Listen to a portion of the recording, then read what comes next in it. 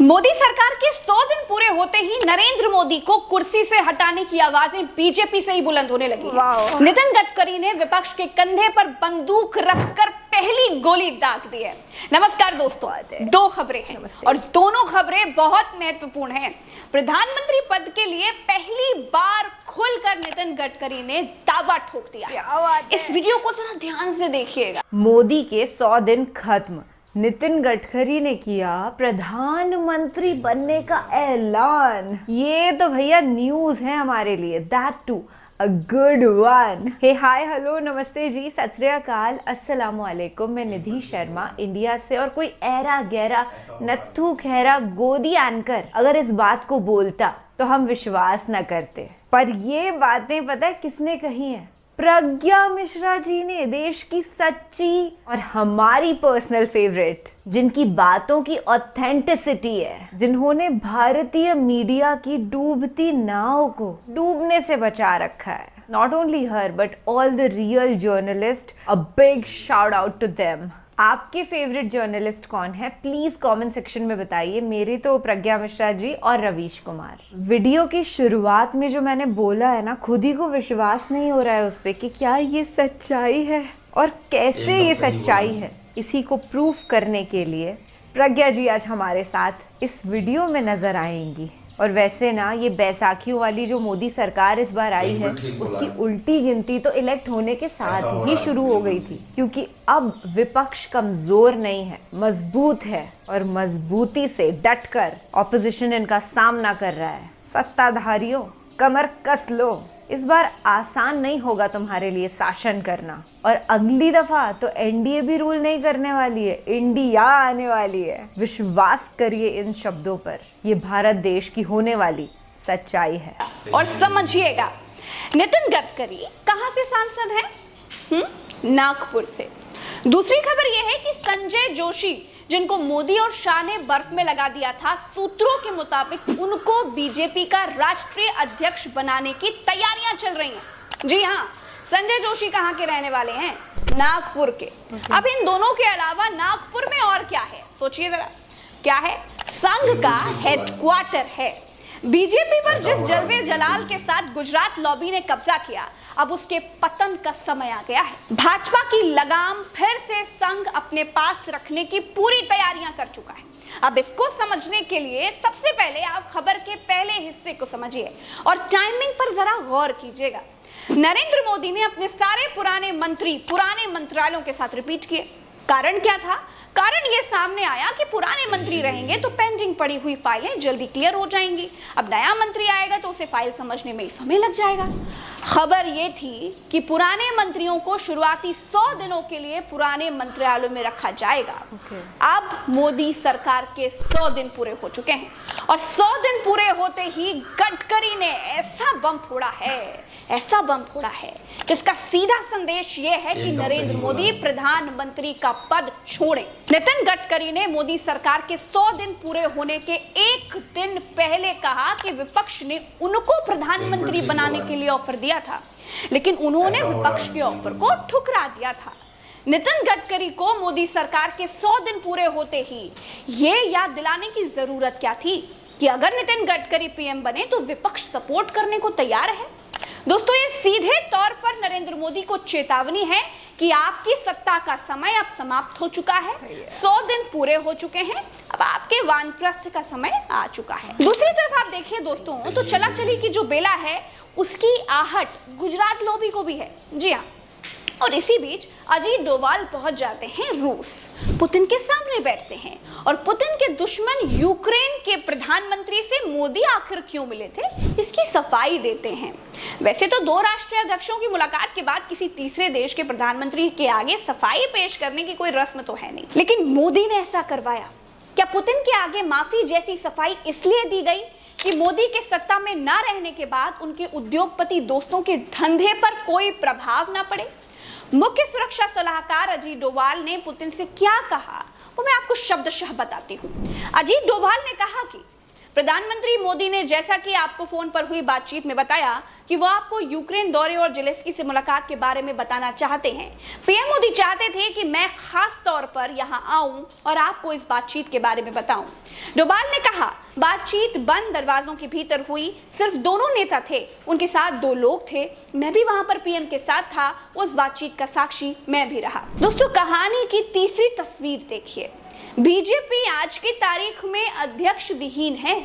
आज की तारीख में बीजेपी का अध्यक्ष कोई नहीं है। ऐसा कभी नहीं हुआ कि इतने लंबे समय तक बीजेपी अध्यक्ष विहीन रही हो, बीजेपी के अध्यक्ष का पद खाली पड़ा रहा हो। बीजेपी के भीतर अध्यक्ष पद को लेकर के भी लड़ाई चल रही है। सूत्र कह रहे हैं कि संघ मोदी शाह के धुर विरोधी संजय जोशी को बीजेपी का राष्ट्रीय अध्यक्ष बनाना चाहता है। वही संजय जोशी जिनकी एक सीडी मार्केट में आई थी। कहते हैं कि वो सीडी भी एक साजिश ही थी। उसके बाद मोदी के दबाव के बाद संजय जोशी से इस्तीफा ले लिया गया था। अब संघ उन्हीं संजय जोशी को बीजेपी का अध्यक्ष बनाना चाहता है। यानी दोस्तों, संघ पूरी तरह से गुजरात लॉबी का पैकअप करने के मूड में है। संजय जोशी की सीडी की कहानी भी बड़ी इंटरेस्टिंग है, इसके बारे में भी आपको जानना चाहिए। साल था 2003, मध्य प्रदेश के विधानसभा चुनाव चल रहे थे। उमा भारती के नेतृत्व में बीजेपी ने कांग्रेस को सत्ता से बेदखल किया था। चुनाव के बाद उमा भारती मध्य प्रदेश की महिला मुख्यमंत्री बनी, लेकिन इस पद पर वो ज्यादा दिनों तक टिक नहीं पाई। अदालत से उनके नाम का वारंट जारी होने के बाद उन्होंने कुर्सी छोड़ दी थी। बीजेपी ने बाबूलाल गौर को मुख्यमंत्री बनाया। अदालती मामला खत्म होने के बाद उमा भारती फिर से सीएम बनाए जाने की मांग करने लगी। इसके लिए वो विद्रोह पर उतारू हो गई। बीजेपी को उनका ये तेवर पसंद नहीं आया। फिर उन्होंने शिवराज सिंह चौहान को मुख्यमंत्री बनाने का फैसला कर लिया, लेकिन ये इतना आसान नहीं था। तब जानते हैं, पिक्चर में एंट्री हुई थी संजय जोशी की, जो उस समय मध्य प्रदेश बीजेपी के संगठन महामंत्री थे।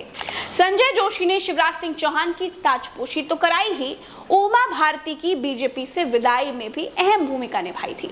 ये बात और है दोस्तों कि इसके बाद वे राजनीति में ज्यादा समय तक सक्रिय नहीं रह सके। एक सेक्स सीडी ने उनका राजनीतिक करियर ही खत्म कर दिया। आगे चलकर उन्हें इस मामले में क्लीन चिट मिल गई, लेकिन सक्रिय राजनीति में उनकी वापसी नहीं हो पाई। सीडी कहां से आई, किसने बनाई, ये किसी को नहीं पता। 2005 में मुंबई में बीजेपी के राष्ट्रीय अधिवेशन से ठीक पहले संजय जोशी के कथित सेक्स स्कैंडल की ये सीडी सामने आई थी। इसके आते ही देश की राजनीति में कोहराम मच गया था। आजीवन ब्रह्मचर्य का व्रत ले चुके संजय जोशी इस सीडी में एक महिला के साथ कथित रूप से अंतरंग क्षण बिताते हुए नजर आए थे। 1.5 घंटे लंबी इस सीडी को गुजरात के एक होटल में जासूसी कैमरे से रिकॉर्ड किया गया था। जगह याद रखिए, कौन सी है? गुजरात। आपको समझने में आसानी होगी इसीलिए बता रही हूँ। खैर, कहा जाता है कि इसे गुजरात से एक कुरियर कंपनी के जरिए पूरे देश में भेजा गया था। इस पर एमपी नगर भोपाल की कुरियर कंपनी का पता भी लिखा था। संजय जोशी इस सीडी अटैक से हतप्रभ रह गए थे। कुछ दिनों के बाद उन्होंने खुद मध्य प्रदेश पुलिस को इसकी शिकायत की और मामले की जांच करने की मांग की। तत्कालीन डीजीपी स्वराजपुरी ने सीआईडी और अपने एक विश्वास पात्र आईजी को इसकी जांच की जिम्मेदारी सौंपी थी। आईजी को साइबर क्राइम के मामलों का एक्सपर्ट माना जाता था। केवल 20 दिनों के अंदर ही इस मामले की जांच पूरी हो गई और सीआईडी ने संजय जोशी को क्लीन चिट दे दी। जांच रिपोर्ट में कहा गया था कि जोशी ने जो सीडी पुलिस को दी थी उसके साथ छेड़छाड़ किया गया था। तो कुल मिलाकर दोस्तों, संजय जोशी का कद गुजरात में बढ़ता देख उनको ठिकाने लगाया गया था। अब आप पूछेंगे कि गुजरात में उस समय किसकी सरकार थी? गुजरात में किन 2 नेताओं को संजय जोशी के बढ़ते कद से दिक्कत थी? तो उसके लिए ना आपको गूगल कर लेना चाहिए। इस कहानी में जाऊंगी तो कहानी बहुत लंबी हो जाएगी। दोस्तों, मोदी शाह ने बीजेपी को ऐसे मोड़ पर लाकर खड़ा कर दिया है जहां पर खुद मोदी के ऊपर भी सत्ता छोड़ने का भीतरखाने दबाव है, जहां बीजेपी में भयानक सिर फुटअव्वल चल रहा है। हरियाणा में अनिल विज ने और राव इंद्रजीत ने मुख्यमंत्री बनने के लिए घोड़े खोल रखे हैं। महाराष्ट्र में अलग तरह की लड़ाई है। उत्तर प्रदेश में गुजरात लॉबी योगी को निपटाना चाहती है। संघ बीजेपी में अपना राष्ट्रीय अध्यक्ष बनाना चाहती है और गडकरी प्रधानमंत्री बनने की इच्छा पाले हुए हैं। 75 साल का उम्र वाला ब्रैकेट मोदी का इंतजार कर रहा है, वो अलग। चलिए दोस्तों, फिलहाल इस वीडियो में इतना ही। मुझे दीजिए इजाजत। नमस्कार। राम राम तो असलाम, जय Hind. Thank you so much. I love this word Surf towel, और स्पेशली जब ये भारतीय जनता पार्टी के अंदर होता है ना तो मजे ही आ जाते हैं। ऑनेस्टली वो जो सेक्स स्कैंडल वाली बात है उसकी जानकारी मुझे नहीं थी, पर एक मर्तबा यूट्यूब पर वीडियोस देखते हुए किसी राजनेता का ऐसा सेक्स स्कैंडल का छोटा सा वीडियो क्लिप मेरे सामने आया। ऑब्वियसली उनकी इमेजेस को ब्लर कर रखा था, पर ऐसा दिखाई दे रहा था कि निर्वस्त्र हालत में कुरकुरे चिप्स खा रहे थे। आई मीन द पेयर, दोनों ही, आदमी और औरत। तब मुझे नहीं पता था कि इस MMS के बारे में प्रज्ञा जी हमें बताएंगी। ये तो गलत बात है किसी की प्राइवेट मोमेंट्स को ऐसे रिकॉर्ड करना, पर जलन नाम की भी एक फीलिंग होती है, भावना होती है, जिसके कारणवश ऐसे परिणाम, ऐसे नतीजे निकल कर आ जाते हैं। और मोदी शाह को तो इस बार करारी वाली मार पड़ी है। जिस रुतबे रौनक से कुर्सी पर बैठते थे ना मोदी जी, अब वो बात नहीं है। पार्लियामेंट में भी घबराते हुए दिखाई देते हैं, जैसे डर लग रहा हो उन्हें राहुल गांधी का। जोक्स क्रैक करने की कोशिश करते हैं, स्टड बनने की कोशिश। कल निधि शर्मा को दीजिएगा इजाजत। ख्याल रखिएगा अपना और अपने सभी घर वालों का, खुश रहिएगा। अब खुशी का अवसर तो वैसे भी आ ही गया है। सत्यमेव जयते। जय हिंद।